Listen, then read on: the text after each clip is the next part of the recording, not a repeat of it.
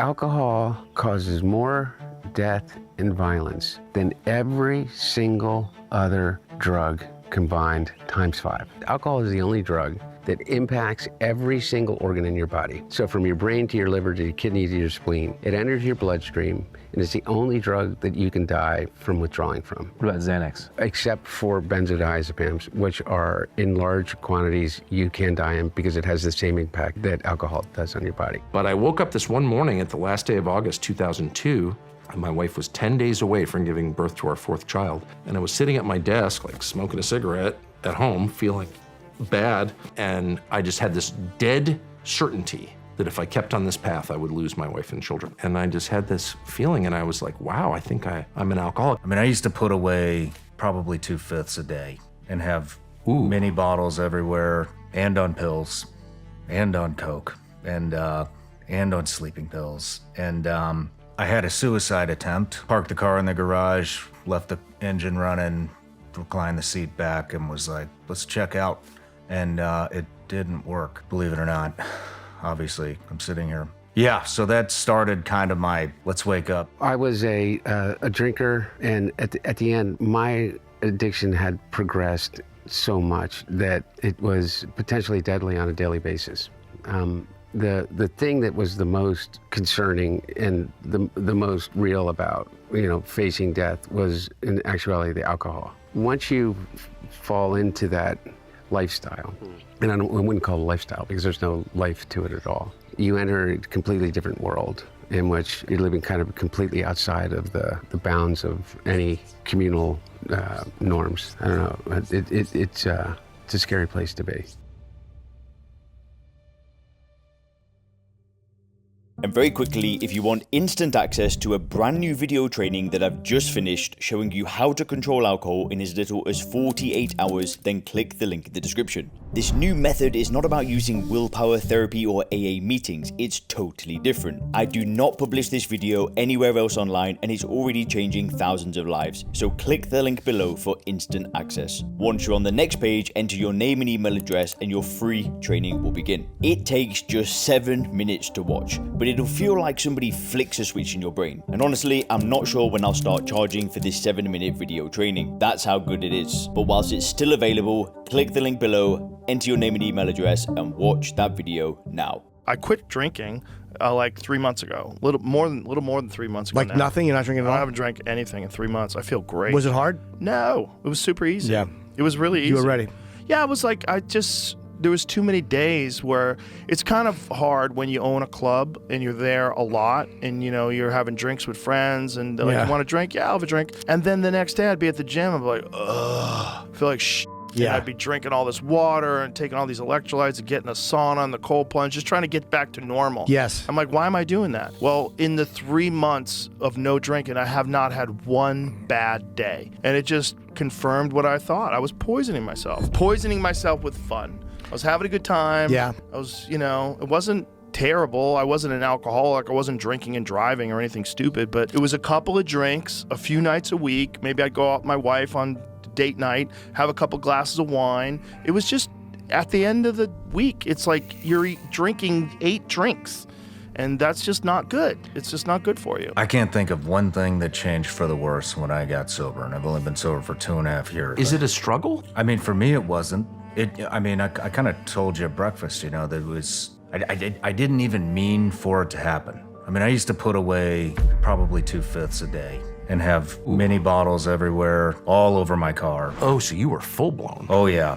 Oh, yeah. Were you able to work? Yeah, and on pills, and on coke, and on sleeping pills. And I remember going to my therapist and telling her, she thought I was trying to kill myself. For sure. And so I eased my way off of benzos and sleeping pills and painkillers.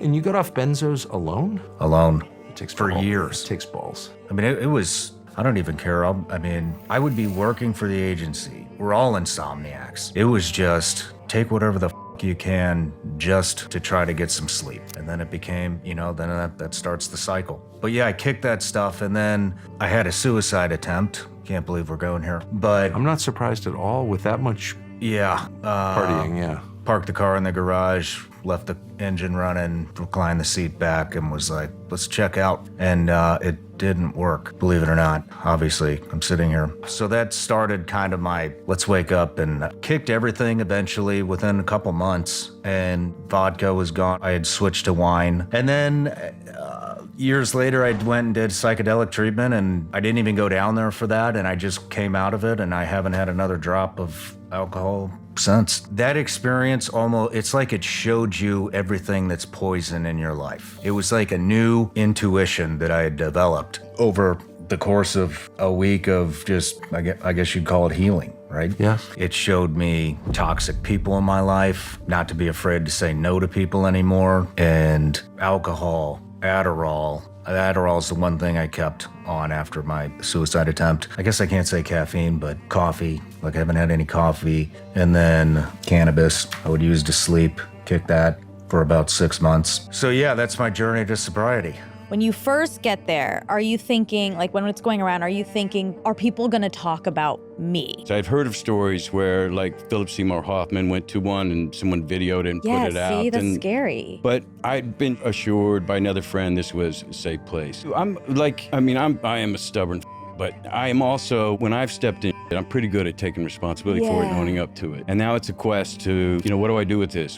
How can I write this? And make sure it doesn't happen again, or I just... Be better. Yeah, be better. So I was really open to that, and I was really open to see what these guys were doing, who had their thing and been there for a while. Sure, I was a bit shy. I'm generally be a bit shy in any kind of situation first. Mm-hmm. Yeah. But I don't know. I just remember getting my arms around it pretty quickly, and really, it became a thing for me. It was really like something I'd look forward to. You're at this meeting. We're going to get into the fact that a bazillion famous people have come to this meeting, and everyone's used to it. And then you came in, it was pretty overwhelming, and I got a real sense of what your experience is. You have the power of, when you are in a place, everyone can't stop thinking about you. And I was like, God, he has to be aware of that. What does that feel like? That's a lot to deal with. How is he ever going to open up and be honest in this space? And I was like, he must have a stubbornness like I have, which is like, yeah, all this is going on, but I refuse to let it. I was pretty much on my back, on my knees, and I was trying anything and anything anyone threw at me. It was a particular difficult time. I needed rebooting. I needed to wake the up in some areas. Yeah, the first is, oh my God, it's coming around. It's coming around. It's getting closer. It's going to be yours. Yeah. But everyone was so open. It's contagious, right? It is. It gives you permission in a way to go, okay, I'm going to step out on this edge and see what happens. And then I really,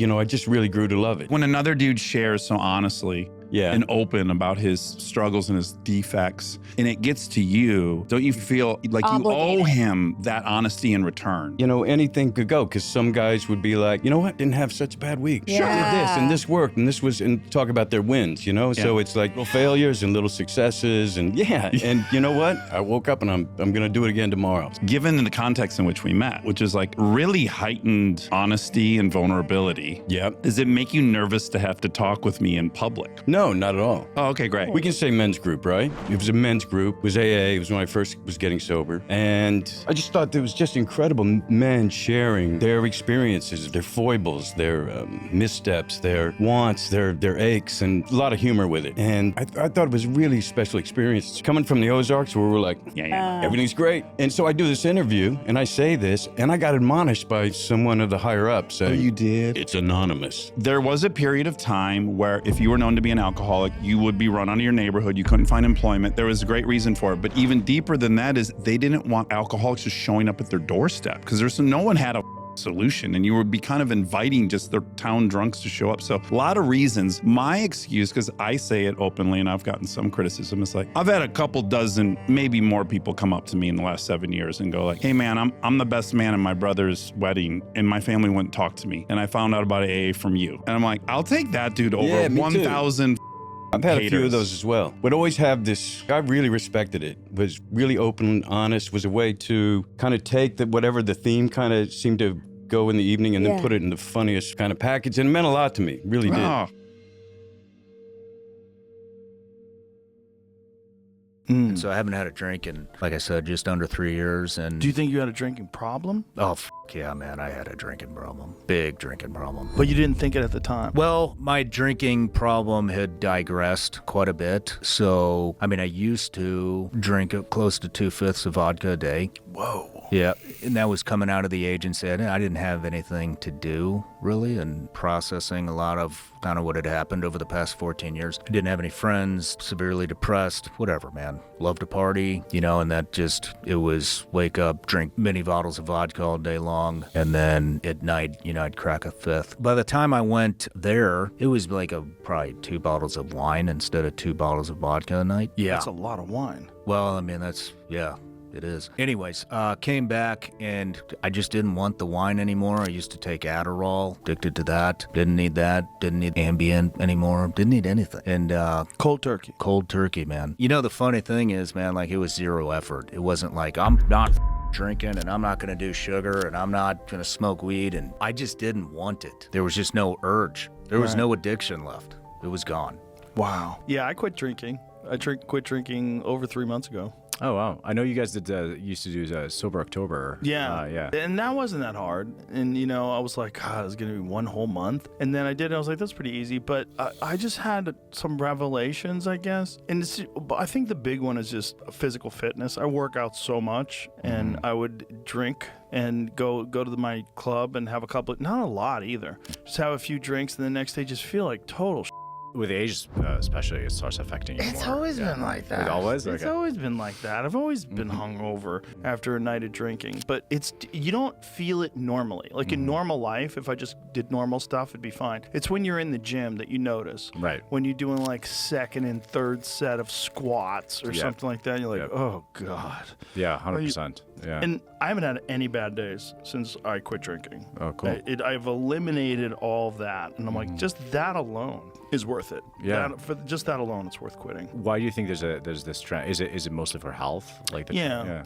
Well, I think there's a big health trend with a lot of young people. I think a lot of young people are recognizing the value of supplements. I think a lot of people are very health conscious. That's the rise of cold plunging and sauna use and, all these different things like intermittent fasting where people are really paying attention to their body and really paying attention and noticing that if you do follow these steps, it really does make a significant difference in the way you feel. And maybe more importantly, the way everything operates, not just your body, but your brain. It's like your function, your cognitive function improves with physical fitness.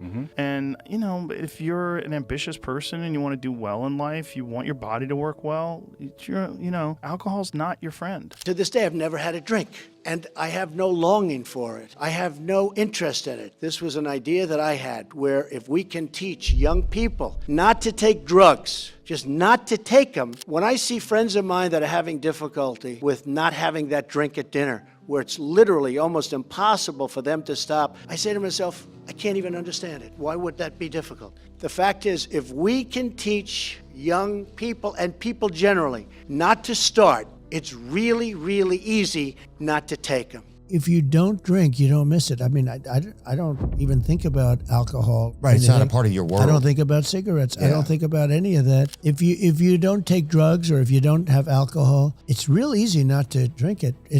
But this person that I met, he hated the taste of scotch. Hated it. Couldn't stand it. But he insisted on having it because he felt it was important to be able to drink. I said, no, just don't drink. He said, to be successful in business, you have to sort of interact and you have to drink. And I said, don't do it. Anyway, he became an unbelievable alcoholic, uncontrollable alcoholic. Oh, I think one of the best. Yeah, and he died. He was but he hated the taste of scotch. And he still then did he couldn't live without it, literally. Alcohol is a really clever drug. Alcohol is a very promiscuous drug. It gets into the brain and it changes all the good neurotransmitters that you want to change. A bit of endorphins, a bit of serotonin, gradually it sort of worms its way into you. So eventually it kind of takes over and you get to the situation like they just find themselves drinking. They don't even intend to drink. They're just suddenly there drinking. They don't know how they got there. They don't want to do it. They don't even enjoy it very much, but they can't stop. It becomes a compulsion. And you give yourself the celebratory drink. I had a hard day at work, I'm gonna have a scotch. We got married, let's have some champagne. Yes. We won, it's just all ingrained in the culture. And then you get there and you're like, why am I drinking this? And you don't know why sometimes you're doing it anymore. No, because it becomes, this is one of the interesting things, and this is true of other addictions. Your brain tries to make as much of what you do habitual as possible. You don't want to be thinking about everything, because thinking's hard work. You want it just be, imagine if you had to think every time you made a sentence, you know, if you had to write it down before you go mad. So your brain, it learns to be very, very efficient. And when you start drinking, it just learns to take over and to stop it being conscious and make it a habit. And once it becomes a habit, it's like biting your nails or habits are really hard to break. They're in a different part of the brain, you know. Actually, it's very hard to unlearn. Once you've learned something to a habit level, it's very hard to unlearn it. And that's why so many people relapse. I had to be woken up by my son and my security in LA. It took like 45 minutes, and we had just come back from hanging out at a club called Poppy's. He sat me down the next day. He was like, listen, I don't want to hurt your feelings because you're my father, and I don't even know if I got the strength to say it to you now, but I had a conversation with the security. I need you to listen to them because I'm too scared to tell you how I feel. That's how bad it was. My son ain't never speak to me like that in my life, but I needed to hear it. But he couldn't even say it to me because that's how much he still was trying to protect my feelings. But this is the first time that I knew I really disappointed my son. All that Busta Rhymes shit was cool up until this moment when he saw this shit. And he's been seeing it, but this is when it hits the low. That conversation f***ed me up. The next day, the doctors with the prednisone, and I went to the doctor. I'm breathing so f***ed up that outside of the door, the doctor was like, yo, why are you breathing like that? And he wasn't even in the room with me. He's coming in the room. And I said, breathing like what? Because I was doing it for so long over the last 3 years that it was starting to sound normal to me. I think this is maybe the beginning of us seeing the end of like hardcore drink culture. If you've looked at how few of Gen Z now drink, yes, it's, I think, maybe 20%. The interesting thing is like the theories on why, because there's obviously, they have to be theories, right? On we don't actually know exactly. One of them is that the youth views drinking as like what their parents did, right? So that's like, well, that's naturally uncool. Yeah, like my lame ass dad drinks. Like I'm not interested. And so that's one thing. The other part of it is that this group of people that are the youth right now are so much more informed on what the negative aspects of drinking and what it can do to you, that they're just like, why would I consume this? Yeah, to something like that. And that they've found this whole other, when you want to take the edge off, there's a lot more options. And it's also a lot more accepted today than it was 20 years ago, like the idea that you could microdose or do edibles or smoke, or and then there's like all the ketamine and everything is like, I have different things that I do when I want to have a recreational good time. And yeah, but it's undeniable that it's definitely way down. But it was booze. That is what got me. And it was just, just progressive. I was 33 and my wife was pregnant with our fourth child, and I was fairly functional. I did a daily TV show and was fairly well known, kind of famous actually at that point. And I'm busy, I've got a lot of children, I've got stuff to do, and I would just like not hesitate to have a cocktail or 3 in the morning. I just wouldn't. I'm just like a no dicking around kind of guy, I guess. And I don't feel good, so like, well, there's a screwdriver for that. And that's a very bad pattern to get into, obviously. So, but anyway, I quit when I was sitting at my desk on Sunday morning. And at this point, we got an ice maker, and I was like, wow, look at that. Clink, clink, clink, clink, clink. And then you could like, someone taught me about scotch. I knew nothing about scotch. I was always a bourbon guy or whatever, but I sat and drank a quart of scotch with a friend of mine. He's like, scotch is really good, just drink a quart of it. But then I got back to Washington in late August or mid-August, and I have this job, and then I get home from the job, it's like, click, click, well, I'll try some scotch.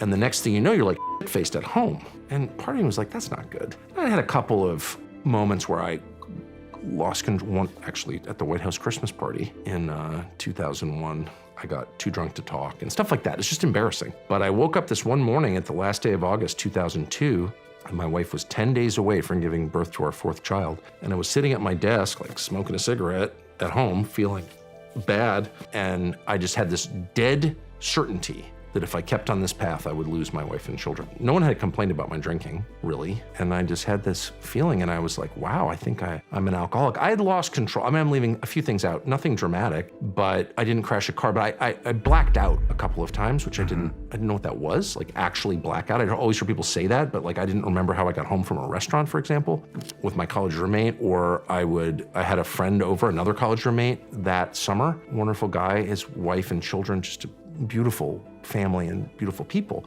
great people, like not people you'd want to be like snarfing drunk in front of. And I remember sitting in my backyard in Washington and making gin and tonics. I'm quite a good gin and tonic maker. But it's the kind of thing you want to have a couple cocktails with your buddy and his wonderful wife, and they're just really great people. And next thing I know, I'm like shit-faced. I'm like, I didn't really actually want to be shit-faced. I can't believe I got shit. Like, what is that? I was losing control.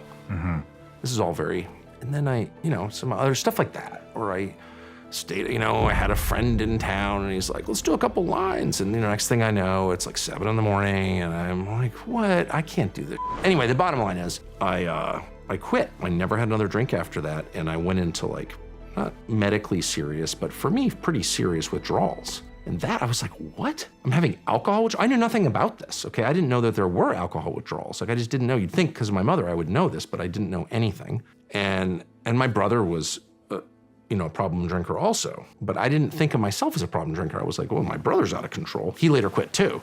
But when I started to go into withdrawals from alcohol, like shaking hands, can't sleep, sweating a lot, and I have to host this TV show, and I'm like, I was addicted to alcohol. Holy smokes. Like, how did I not know that? And then, so I never drank again. And unlike most people who quit, or many people who quit, I've never wanted to drink again.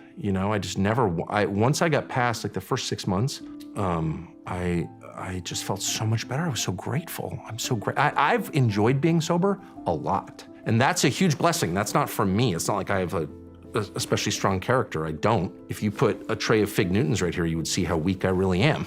It's just on this one thing, the booze and drugs, it's like, I don't want that at all. And so I never went to AA. I didn't go to AA.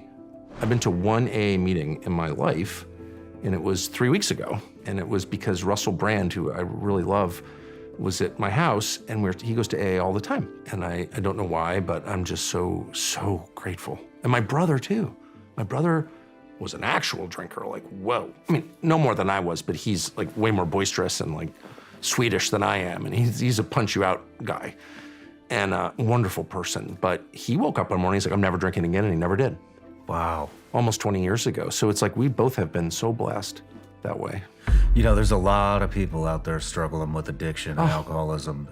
So do you have any words of wisdom for somebody that's looking to make the change? Rehab doesn't work for most people, of course, at all. It works for some.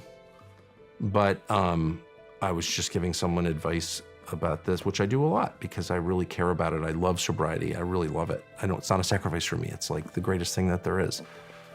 So I'm in a good place to tell people about it because I really believe it. And I got off so easy. I really did. I got off easy. Oh my gosh. But what I always say is quitting drinking is a huge decision. It's a huge life change. Everything changes when you do that.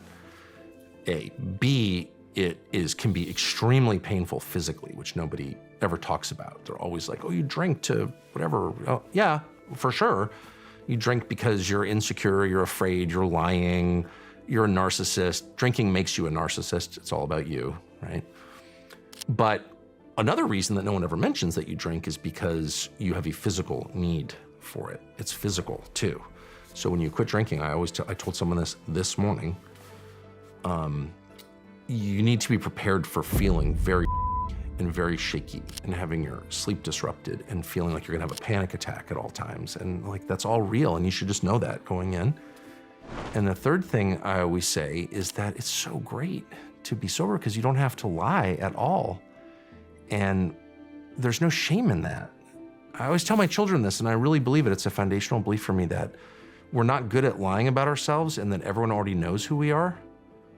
So no matter what it is, whatever the secret is that you're hiding and you think, I'm gay, but no one knows, or, I'm an alcoholic, but no one knows, or I used to smoke secretly, like at my in-laws' house. No one knows. Are you kidding? Everybody knows. Whatever your dumb little secret is that you think is like uniquely horrible, that secret is shared by hundreds of millions of other people on this planet and has been since the beginning of time. That is our common humanity. It is our basic flaws, and that those things are already known. Everyone already knows you're secretly gay, alcoholic, secret, whatever it is. You're insecure, you know what I mean? You've got a big butt and you're trying to hide it. Like, everyone already knows that. And a lot of them love you anyway. So once you realize that, you're free. It doesn't mean you should stop trying to be better, or you should never stop trying to be better, but you don't need the shame as like so unnecessary. There's almost nothing you could do that would shock me personally, having watched people really carefully for many years. There's no variety of human sin that is shocking at all. They're all sad, but they're not shocking. It's not like, well, you're really plowing new ground there. You banged your sister-in-law, I can't believe it. Seen it, you know what I mean? It's like there's nothing you can do that is shocking, and there are a lot of things you can do that are wrong, of course, but they're not, you can admit everything. You can admit everything, and the people who love you will still love you. And when you know that, it's like you are bulletproof. It's like, what are you gonna do to me? Yeah. You know what I mean? I do. And sobriety gets you there.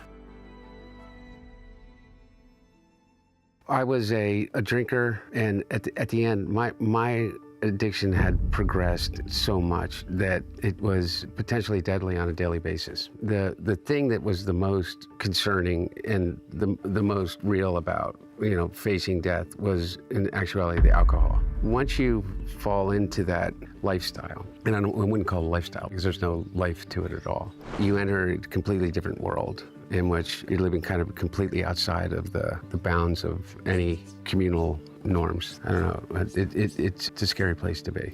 And I met some of the most truly heroic, astounding, thoughtful, kind people that I've ever met in my life that are living, lives of quiet desperation, not quiet, very loud desperation, but even in that found space in their hearts for empathy and kindness. And I've met some of the most awful, predatory people that I've ever experienced in my life. One of the things that I've realized is that addiction is one of the most universal conditions. I don't know many people that have not been impacted by it in some way, whether it's addiction to drugs or addiction to behaviors. They have the same dilatory effect on not just you, but more importantly, on your immediate community, your family, and then it just spirals outward. And I don't know anybody that hasn't been impacted by drugs and alcohol in a really significant way, or at least a way in which it's created trauma in their own personal lives and the lives of those that they really love. And so while it's universal, it's something that we rarely talk about. And it's kind of the way in which we treat drug use, it's something that someone else is doing, and that someone else happens to be your brother, your sister, your mom, your dad, yourself. And it only becomes a problem when it becomes a problem for you. Because if they just step back for a second and examine their own lives and the people that they idolize. I mean, I guarantee you at least 50, 60% of them are or were or are in recovery, and hopefully, or experience some level of addiction in their lives without kind of attaching this, scarlet A to everything that they do. Alcohol causes more death and violence than every single other drug combined times 5. Alcohol is the only drug that impacts every single organ in your body. So from your brain to your liver to your kidney to your spleen, it enters your bloodstream, and it's the only drug that you can die from withdrawing from. What about Xanax? Except for benzodiazepams, which are in large quantities you can die in because it has the same impact that alcohol does on your body. Because once you withdraw it from your body, it's the only drug, along with benzodiazepams, that can send you into seizures because your body is saying, I need this to live. And so it has tricked it so conclusively that the sugars of those alcohol in every single organ scream out, and basically you have seizures and die. The way in which alcohol as a disinhibitor works, causes people to do some of the most ridiculous up things that you can possibly imagine, from what they do in terms of what they say, to the car that they get in and get behind the wheel, to the anger with which they respond. Most people with alcohol, it simply is an amplification of their worst qualities. At the very beginning, I remember when I first thought, maybe I should stop drinking so much, you'd say, well, you know what, I'm not going to drink for the month of January. And I don't know how many people that I know do that, but I would make it 10 days, and you say, well, I'm not going to drink for the first 10 days of January. Yeah. And then it's like, well, I'm not going to drink on weekdays in January. And then it's like, well, I'm not going to drink on Wednesdays in January. You tell yourself that. And it's the same with any 30 days away from the drug, but you haven't created any new habits. And you put yourself right back into the environment in which you were using, and all of your problems have just built up and built up and built up. And that anxiety comes crashing down on you, and you don't have any outlet other than your brain. And this is the thing that people don't understand, is this. Why do addicts drink, and drug because it works. For me, as a person in recovery and being able to maintain that recovery through this and to stay clean and sober throughout it, it's one thing I allow myself to take some pride in. And I know about my life is that I survived almost certain death. I mean, I don't know if you read my book, but I'm pretty transparent about it. Having survived that hell kind of prepared me to be able to make it through kind of the public humiliation that, I don't know any other way to put it, that I've experienced over the past close to 5 years now. And it doesn't seem to stop, but I'm more grounded in who I am and what matters to me and what I'm grateful for on a daily basis than I've ever been in my life. And physically, I'm in a hell of a lot better shape than I was since my last drink or drug 6 years ago. So it's been 6 years? Yeah, just over 6 years.